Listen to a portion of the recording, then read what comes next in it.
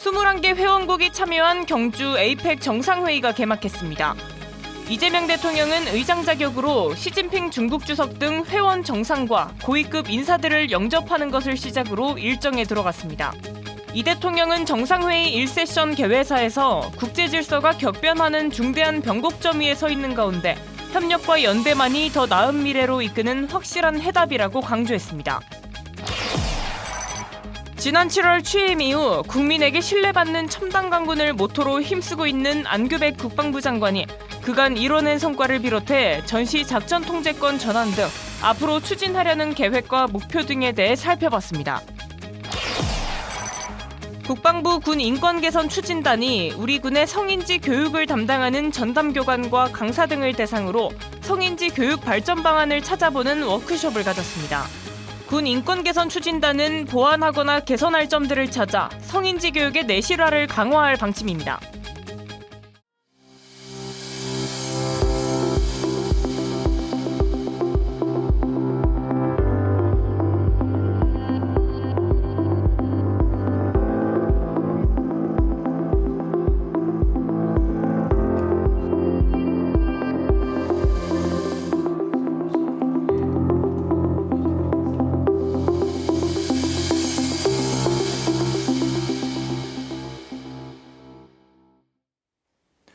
시청자 여러분 그리고 국군장병 여러분 안녕하십니까? KFN 뉴스 시작합니다.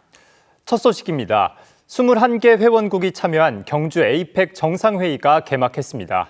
이재명 대통령은 개회사를 통해 협력과 연대를 강조한 가운데 아랍에미리트와는 협력을 확대하기로 했고 중국과는 한반도 평화 문제가 논의될 예정입니다. 안재영 기자의 보도입니다. 이재명 대통령이 에이펙 개회사를 통해 협력과 연대를 강조하며 국제사회가 당면한 위기를 기회로 바꿀 것을 제안했습니다. 협력과 연대만이 우리를 더 나은 미래로 이끄는 확실한 해답입니다. 이어 인공지능으로 대표되는 기술혁명은 우리에게 전례 없는 위기이자 전례 없는 가능성을 선사한다고 진단했습니다. 특히 행사장의 명칭을 거론하며 신라의 화백 정신은 조화와 상생의 길을 찾는 것이라고 강조하며 조화와 화합의 도시 경주에서 미래로 도약하자고 제안했습니다. 아랍에미리트의 칼리드 왕세자와 면담을 가진 자리에선 국방과 방산 협력에 이어 인공지능 등 첨단 기술 분야로 협력을 넓히기로 했습니다. 우리의 초청으로 에이펙에 참석한 아랍에미리트에는 우리 아크 부대가 파병돼 있으며 주요 방산무기 수출국인 가운데 이번 회담으로 양국의 협력은 더욱 확대될 전망입니다. 한편 11월 1일에 열릴 한중 정상회담에서는 한반도 비핵화와 평화 의제가 다뤄질 예정입니다. 대통령실은 브리핑을 통해 양국 민생 문제의 연장선상에서 한반도 비핵화와 평화 실현이라는 문제에 대해서 논의할 것이라고 밝혔습니다. 북한이 미국과 협상 테이블에 서기 위한 전제 조건으로 핵보유국 인정을 요구하는 상황에서 중국과의 비핵화 논의는 의미가 클 것으로 전망됩니다. KFN 뉴스 안재영입니다. 11월 1일이면 안규백 국방부 장관이 장관 취임 100일을 맞습니다. 지난 7월 취임 이후 군 신뢰 회복을 위해 숨가쁘게 달려온 시간이었는데요. 어떤 성과들을 만들어냈는지 안 장관의 발자취를 되짚어봤습니다. 송민화 기자입니다.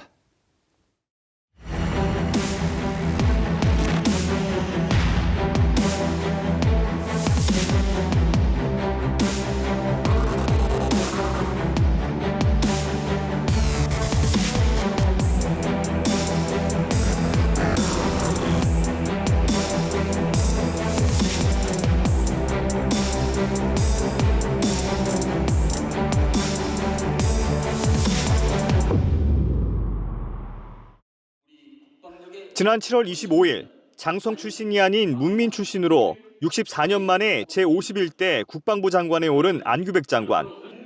대내외적으로 다양한 도전에 마주하면서 100일이라는 시간 동안 우리 군을 이끌어온 안 장관은 진정한 국방이 구현된 국민의 군대를 재건하기 위해 역량을 발휘하고 있습니다. 먼저 대민 신뢰를 회복하고 장병들의 처우를 개선하기 위해 적극적인 소통을 펼치는 점은 고무적이란 평가입니다. 군복무 기간이 인생의 공백기가 아닌 인생을 채우는 과정이라는 것을 장병들에게 이해시키며 복무 의지를 다잡는 계기가 되고 있습니다. 외부의 적과 위협으로부터 국민을 보호하는 본인의 임무에만 집중해야 합니다.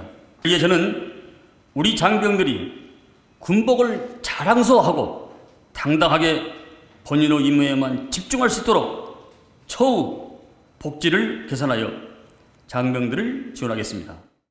자주국방을 이루기 위해 적극적인 행보를 펼치는 것 또한 긍정적인 평가를 이끌어내고 있습니다. 국방부는 50만 드론 전사 양성 사업을 추진하기 위해 내년도 국방 예산에 모두 205억 원을 편성했고 전 장병이 드론 비행 기술을 배울 수 있도록 190억 원을 지원하는 것 모두 안 장관의 의지와 일맥상통하는 부분입니다. 특히 전시작전 통제권을 미군에서 우리 군으로 전환하기 위해 적극적인 노력을 펼치고 있는 점은 한미 모두에게 호응을 얻고 있습니다. 헤그세스 미국 전쟁부 장관께서 한국의 전작권 전환 추진과 관련하여 한국의 노력과 의지에 대해서 아주 훌륭하다라고 그런 적극적인 지지를 해주신 데 대해서 높이 평가하고 환영합니다. 전작권 전환은 굳건한 한미 동맹에 유지하는 가운데 한미 간에 긴밀하게 협조하면서 현 정부 임기 내에 조속히 실현될 수 있도록 최선을 다할 것입니다. 앞서 취임 당시 안 장관은 힘을 통한 평화를 가능하게 하는 우리 국방력의 원천은 방위산업이라고 밝힌 바 있습니다. 방산 강국 대한민국을 만들어 국가 경제와 민생에도 기여하겠다는 포부를 전하기도 했습니다. 글로벌 무대에서 K방산이 선전하고 있고 최근 트럼프 대통령으로부터 핵 추진 잠수함 건조를 승인받는 등 취임 100일을 맞은 현재 안 장관이 그리는 우리 군의 큰 그림은 하나둘 그 모습을 드러내고 있습니다. KFN 뉴스 송민아입니다.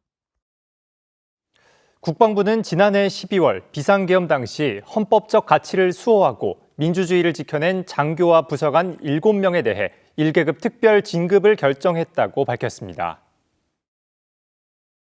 이번 특별 진급은 헌법적 가치 수호를 위해 군인의 본분을 지켜낸 유공자들의 공적을 국가에서 예우하는 조치로 군 인사법과 시행령에 따라 시행됐습니다.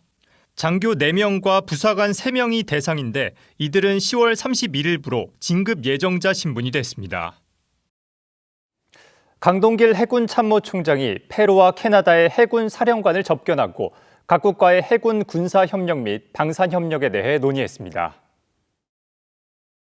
올해 8월 취임한 하비에르 브라보 데 루에다 페루 해군 사령관의 방한은 이번이 처음으로 강 총장과 브라보 데 루에다 사령관은 해군 본부에서 양국 해군의 방산 협력, 인적 교육 교류 등에 대해 논의하며 관계를 한층 공고히 했습니다. 한국과 페루 해군은 2013년부터 해군 대 해군 회의 정례 회의체를 운영하는 등 긴밀한 협력 관계를 유지하고 있습니다. 강 총장은 이어 경남 진해 군항에서 앵거스 탑시 캐나다 해군 사령관을 만나 캐나다 차기 잠수함 획득 사업 지원을 위한 맞춤형 지원 방안을 설명하며 양국 해군의 방산 협력에 대해 소통했습니다.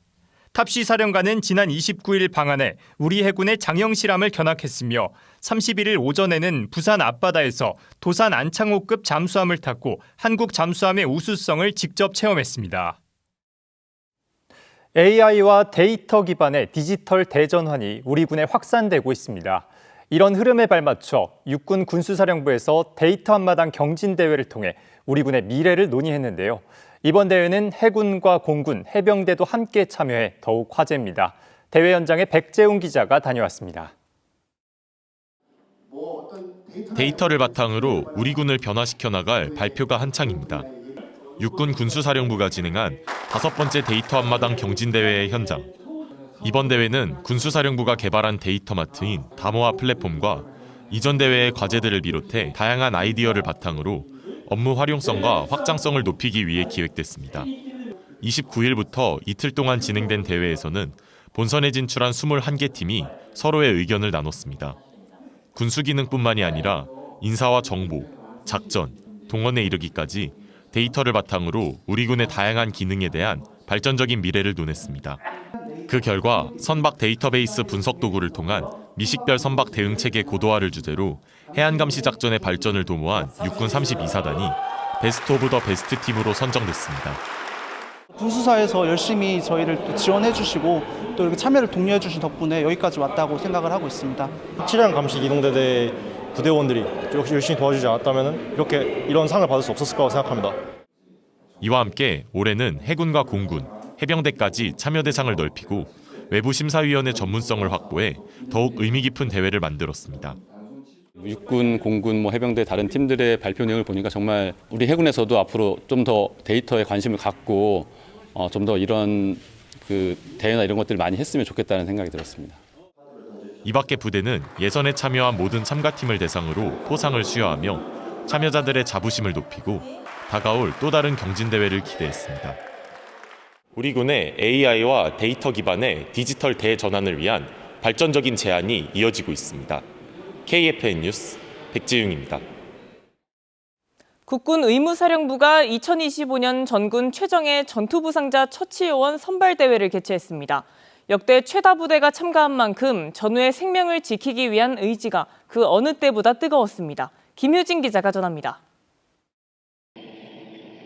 철철 흐르는 피를 지혈하고 무거운 더미를 이고 뿌연 안개 자욱한 숲길을 내달립니다. 피 흘리는 전우의 생명을 살릴 수 있는 시간은 단 10분. 골든타임을 사수하기 위한 장병의 사투가 이어집니다. 2025년 전군 최정예 전투부상자 처치요원 선발대회가 진행됐습니다. 이번 대회는 전장에서 전우의 생명을 지키고 전투력을 보존할 최정예 전투부상자 처치요원을 선발하는 자리입니다. 평가의 중점으로는 단체 팀워크를 중심으로 평가할 것이며 실전과 같은 환경 속에서 참가자들의 뛰어난 역량과 사명감을 확인할 수 있었습니다. 올해는 역대 최대 부대가 참가했으며 미 공군 51 의무전대의 장병도 참관했습니다. 그 어느 해보다 관심이 높았던 만큼 참가 장병은 평소보다 한층 더 꼼꼼히 준비하며 살려야 한다는 책임감을 다시 한번 되냅니다. 이번 대회를 위해 전투 부상자 처치와 체력 모두 철저히 준비해왔습니다. 그동안 쌓은 훈련과 경험을 바탕으로 최고의 기량을 발휘하겠습니다. 끝까지 최선을 다해 최정예의 이름에 걸맞은 모습을 보여드리겠습니다. 해병 1사단 화이팅! 우측 아랫팔, 다리, 서해부 총상같이 실제 전장에서 발생할 법한 다양한 부상 상황이 부여됩니다. 올해는 육군이 2020년을 기점으로 확산시켰던 TC3 전투 부상자 처치가 완전히 정착됐다는 판단 아래 진행되는 만큼 한층 복잡하고 어려워진 상황이 부여됐습니다. 평가관들은 숨 돌릴 틈도 주지 않고 추가 출혈, 호흡저하 같은 돌발 상황을 하달합니다. 장병들은 일사불란하게 움직이며 빠르게 출혈점을 확인하고 전투용 응급처치 키트에서 상처 드레싱 패드를 꺼내 출혈 부위에 균등한 압력을 주며 지혈을 시도합니다. 곧이어 전술적 후송 처치 평가가 이어집니다. 혼자서 다친 전우를 옮겨야 하는 상황에서도 주변을 경계하며 끝까지 부상자를 지켜냅니다.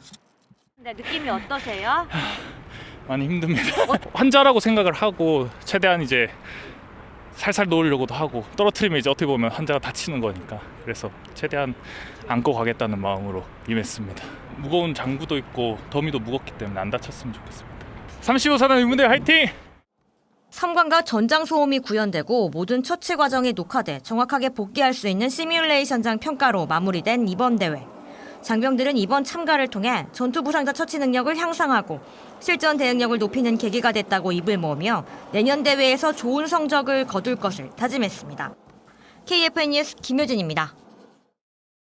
해병대 1사단 71대대가 해병대 특성화 훈련 중 하나인 산악 기초훈련을 진행했습니다. 장병들은 산악전에 특화된 전투 기술을 익히며 해병대 고유의 산악 작전 임무 수행 능력을 발전시켰습니다. 박인배 기자입니다. PT 체조를 하는 해병대 장병들. 패스트 로프와 레펠 하강에 이어 로프 등반까지. 해병대 1사단 7일대대가 2주에 걸쳐 실시한 산악 기초 훈련입니다. 1주차 훈련에서 장병들은 기초 체력을 단련하고 산악 장비 사용법을 익히며 산악 훈련에 대한 이해도를 높였습니다. 이와 함께 레펠과 장애물 극복, 외줄, 두줄, 세줄 도하 등의 훈련으로 험준한 산악 지형을 헤쳐나갈 수 있는 자신감을 길렀습니다. 2주차 훈련에선 실전 감각을 키우기 위한 과제들을 반복 숙달했습니다. 레펠을 비롯해 장비 등반, 패스트로프 등 실전성을 높인 훈련을 통해 산악 지형에서의 전투 기술을 습득하는 데 집중했습니다.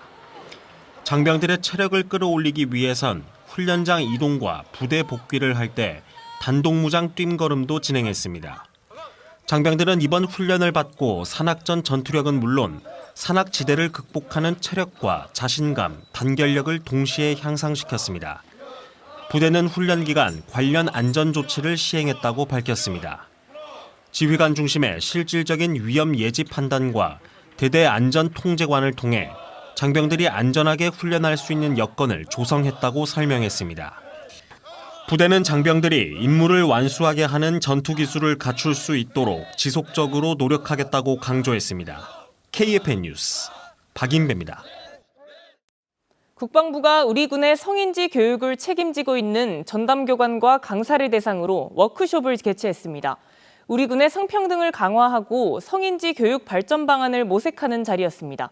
이 내용은 앵커 리포트로 전해드립니다. 서울 용산에 위치한 국방 컨벤션. 우리 군 성인지 교육의 최전선에서 활약하는 전문 강사들이 한자리에 모였습니다. 올해로 3회째를 맞이한 성인지 교육 워크숍은 전담 교관과 전문 강사 워크숍으로 나눠 진행됐습니다. 어떻게 하면 각자의 역량을 더 발전시킬 수 있을까에 대해서 고민할 수 있는 기회도 되고 또 우리가 서로에게 함께 배우고 함께 성장할 수 있는 그런 시간이 될 것이라고 생각합니다. 특히 올해는 각 군에서 선발된 교관들을 대상으로 최우수 강사를 선발하는 등 강사들의 능력 배양에 힘썼습니다. 그 결과 전담교관 워크숍에서는 박남숙 교관이 최우수상을, 김희섭 원사와 노대명 주무관, 오동근 상사가 우수상을 수상했습니다. 간부 성인지 교육을 담당하는 전문 강사 가운데는 박에스터 강사가 최우수상을, 김종일, 양은숙, 김희정 강사가 우수상을 수상했습니다. 청중의 입장에서 어떻게 하면 조금 더 공감의 메시지를 전달할까 많이 고민하면서 강의안을 준비했던 게 조금 더 많은 도움이 됐던 것 같습니다. 조금 더 선명하게 어떻게 하면 차별과 폭력을 바라보고 일상생활 속에서 실천할 수 있을지 그런 부분에 조금 더 초점을 맞춰가지고 강의를 진행하도록 하겠습니다.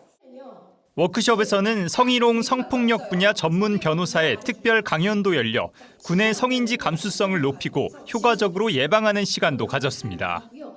성인지 교육은 교육 대상자의 연령, 성비, 업무 환경 등의 차이에 따른 맞춤형 교육을 하는 것이 중요합니다. 이미 군에서는 일반 병사를 대상으로는 전담 교관이 그리고 군 간부를 대상으로는 전문 강사가 교육을 하고 있죠. 이 시대 변화나 교육사회 문화 발전 속도에 맞춰서 선진적인 교육을 하고 있는 겁니다. 국방부는 장병을 대상으로 연 4시간의 성인지 교육을 진행하고 있으며 한국양성평등교육진흥원과 국방대 양성교육을 통해 전담 교관을 육성하고 있습니다.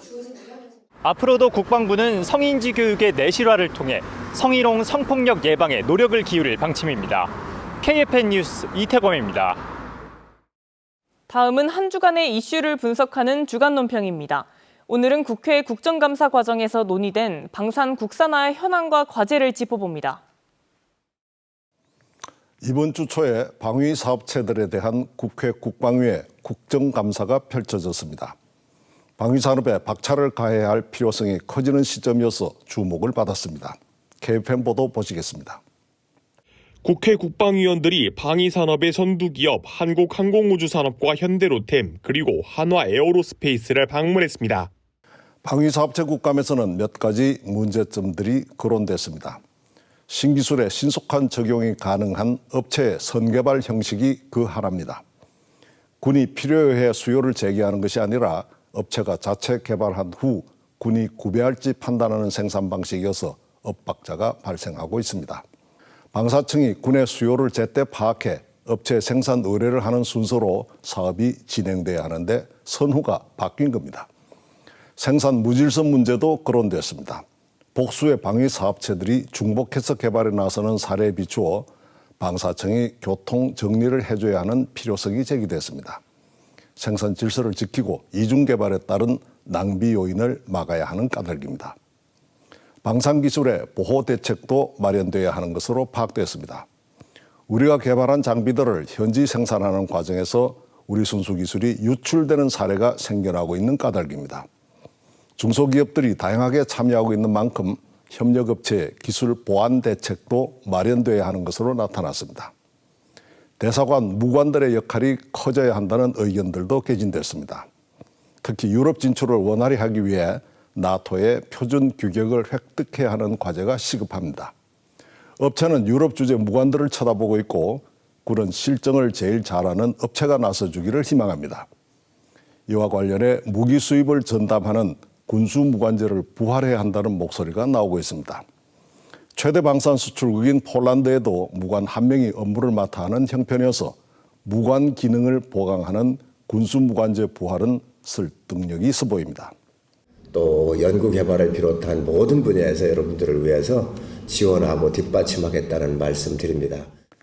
첨단 네트워크에 연계한 방사장비 개발로 분산형 전장 전환에 대비하면서 산업 수출 증대도 꾀하려면 방위업체와 방사청이 원활하게 소통하며 보완하는 원팀 시스템을 갖춰야 하겠습니다. KFN 주간 논평이었습니다.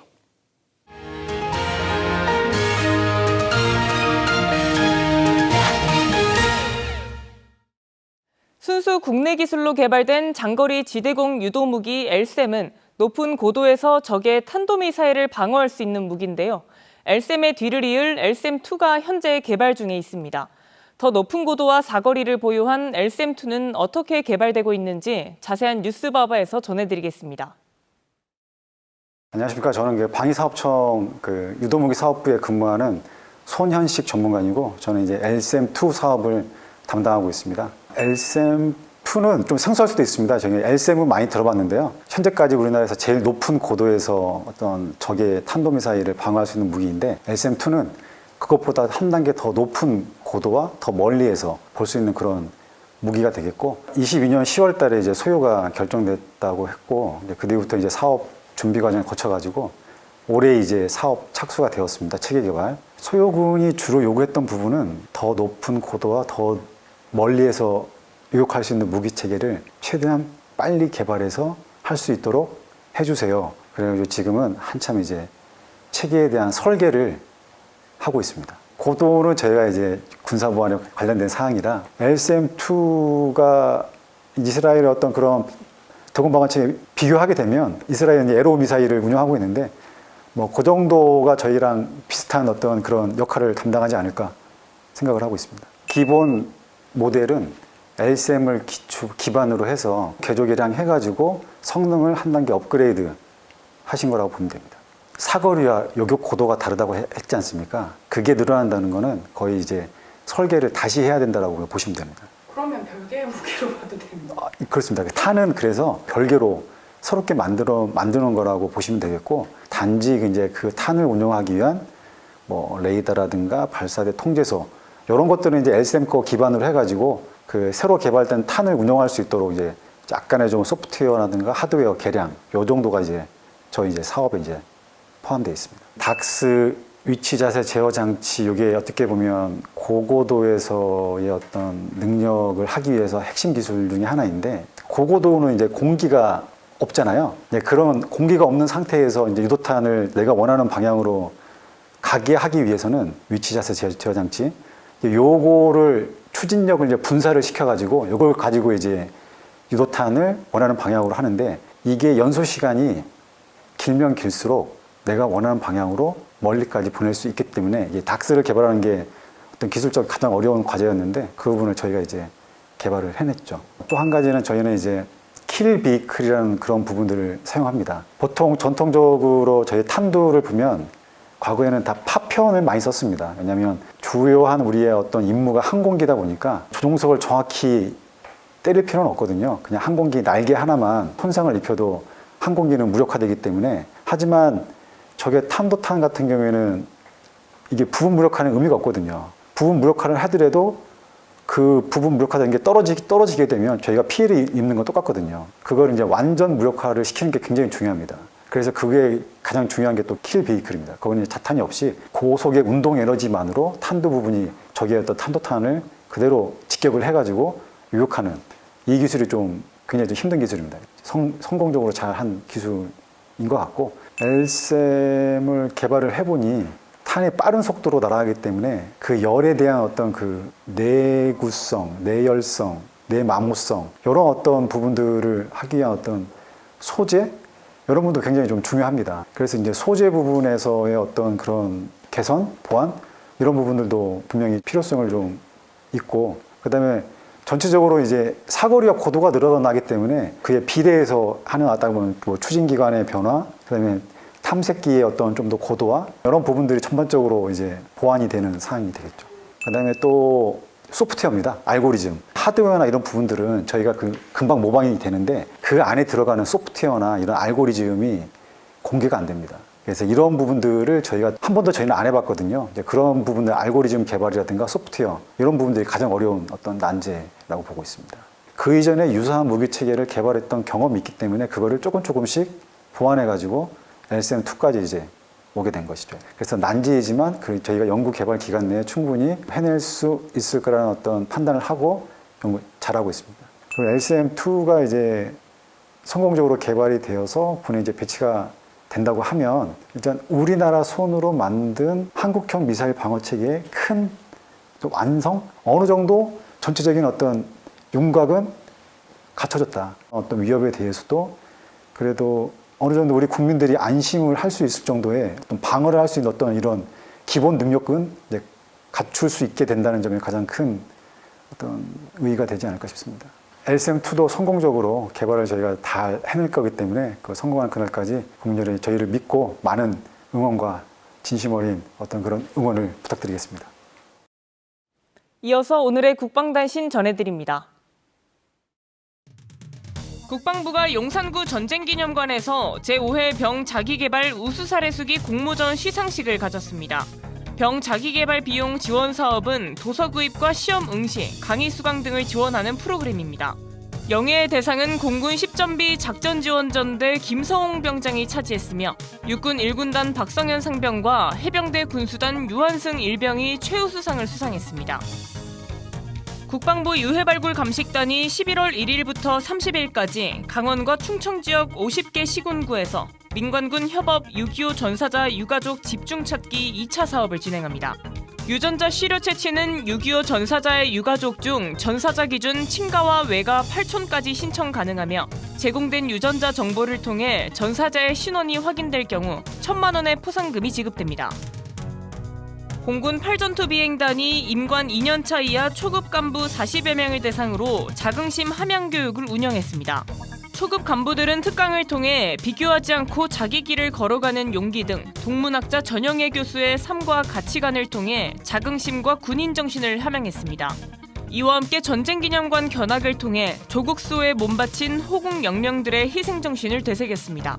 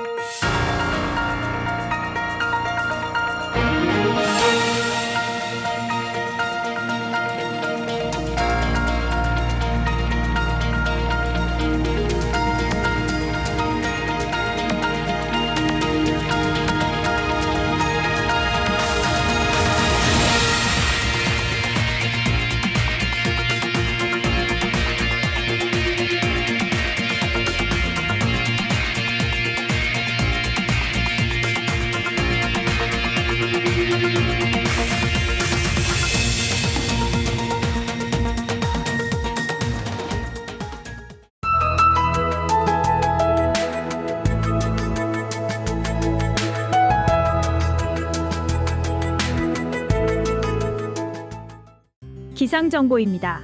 현재 서울은 구름이 많은 상태이며 일교차가 큰 가을 날씨가 이어지고 있는 상태입니다. 자세한 날씨 알아보겠습니다.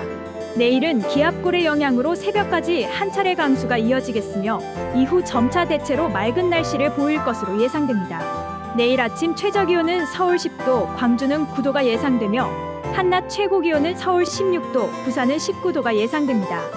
주간 기상 전망입니다. 다음 주에는 대체로 맑은 날씨가 지속되는 가운데 월요일과 화요일에는 기온이 많이 떨어져 쌀쌀한 초겨울 날씨를 보일 것으로 예상됩니다. 환절기 건강관리에 유의하시어 행복한 주말 보내시길 바랍니다. 이상 공군 기상단 제공 기상정보였습니다. 이것으로 KFN 뉴스를 마칩니다. 시청해주신 여러분 고맙습니다.